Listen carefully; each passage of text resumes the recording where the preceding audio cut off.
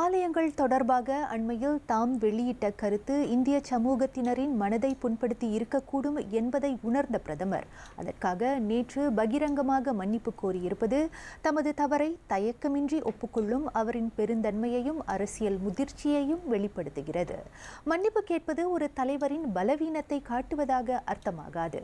மாறாக மக்களின் உணர்வுகளுக்கு மதிப்பளித்து தவறுகளை திருத்திக் கொள்ள தயாராக இருக்கும் பொறுப்புணர்வு மிக்க தலைமைத்துவத்தின் அடையாளமாகவே டத்தோஸ்ரீ அன்வார் பார்க்கப்படுவதாக அரசியல் ஆய்வாளர் முனைவர் கிருஷ்ணன் மணியம் தெரிவித்தார்.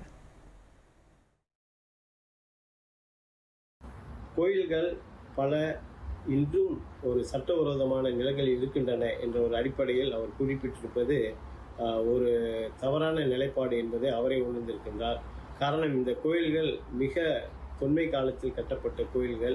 அதனால் அந்த காலகட்டத்திலே அந்த நிலங்களுக்கு பட்டாக்கள் ஒதுக்கப்படவில்லை என்பதை அவர் உணர்ந்து இனியும் அந்த மாதிரியான ஒரு தவறு நடக்காது என்று கூறியிருக்கின்றார். மேலும் தமிழர்களுடைய பல பிரச்சனைகளையும் அவர் உணர்ந்திருக்கின்றார்.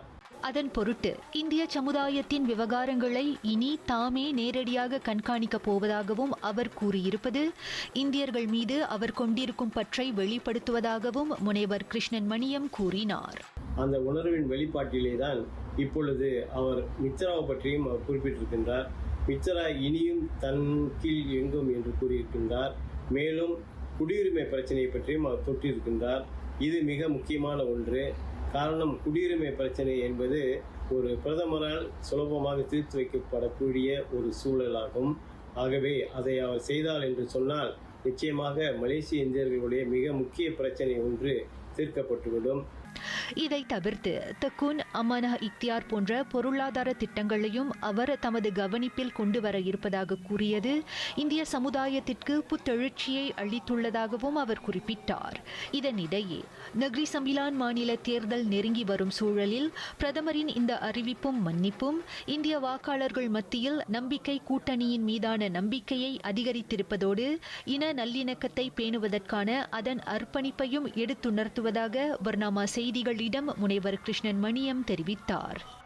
ஆதரவு கண்டிப்பாக இந்த காலகட்டத்திலே பக்கத்த நாராப்பாவிற்கு வந்து சேரும் என்று நாம் உணரலாம். காரணம், அவர் இந்தியர்களுடைய உண்மையான பிரச்சனைகளை தொட்டு உண்மையான ஒரு அடிப்படையிலே அவர் தன்னுடைய எண்ணப்போக்கினை அவர் வெளிப்பட்டிருக்கின்றார்.